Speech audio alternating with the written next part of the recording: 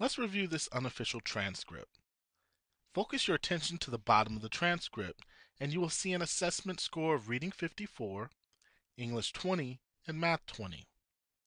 These are some of the first courses you should attempt to complete at Cerritos College because they allow you to move closer towards certificate and/or AA degree completion, while also preparing you to complete transfer level coursework.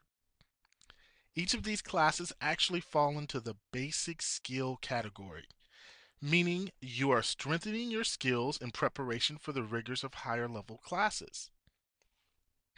As you may recall from the transcript, this student placed in the Reading 54 along the range of Reading 42 to Reading 54, in English 20 within the range of English 15 to English 100, and Math 20 within the course sequence of Math 20 to Math 80 or 80B. Upon completion, the ending courses Math 80 or 80B, English 100, and Reading 54 qualify you for the AA degree as having met the necessary proficiency requirements. Taking a critical thinking course, as well as a 100 level or higher math course, count toward meeting your transfer general education requirements.